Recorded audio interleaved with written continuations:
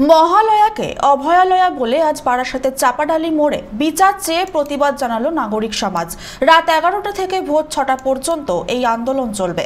বারাসাতের সাধারণ মানুষ এই প্রতিবাদ কর্মসূচিতে অংশ নিয়েছেন।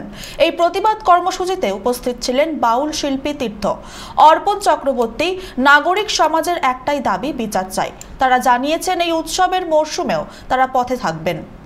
দেখুন, বিচারের নামে যে প্রহসন চলছে সেটা তো আমরা দেখছি যে যেভাবে সমস্ত যে ইয়েগুলোকে পুলিশ নিজেরা গিয়ে সমস্ত সাজিয়ে নিয়ে তারপরে 5 দিন পর সিবিআইয়ের হাতে দেওয়া, এই জায়গাটাকে মানুষ কোনোভাবে মেনে নিতে পারছে না। কারণ প্রমাণ করবে কোথায়? আজকে যে খামবন্ধ ইয়েতে সুপ্রিম কোর্টে দিচ্ছে, সাধারণ মানুষ হিসেবে তো আমরা জানতে পারছি না। কারণ আগেও আমরা দেখেছি যে বিভিন্ন যে ঘটনাগুলো ঘটেছে, বরুণ বিশ্বাস আজ 13 বছর হয়ে গেল, কোনো ইয়ে পায়নি, বিচার পায়নি। আজকে কামদুনি সবাই ছাড়া পেয়ে গেল। তো এইভাবে কি অভয়ার বিচার আমরা চাইতে একদম ভুলে যাবো, আবার সেই বরুণ বিশ্বাস তাহলে কামদুনি হয়ে যাবে।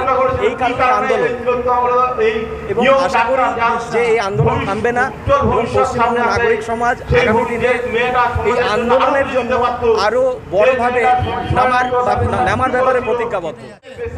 দুর্গার আরেক নাম অভয়া, আমরা সবাই জানি। সেই ধারণা থেকে আমরা মহালয়ার নামকে পরিবর্তন করে অভয়ালয়া নাম দিয়ে এই প্রোগ্রাম করছি।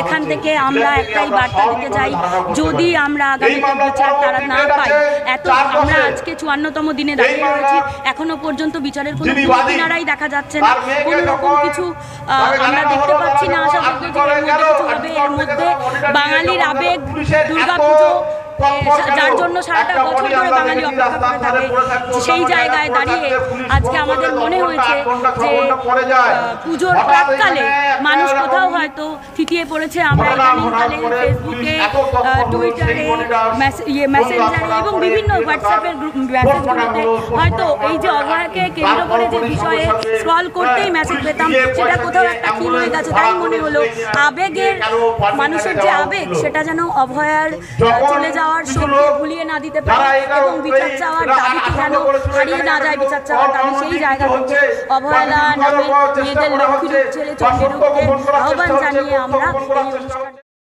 বারাসাত থেকে প্রদীপ দাসের রিপোর্ট, চ্যানেল 24/7।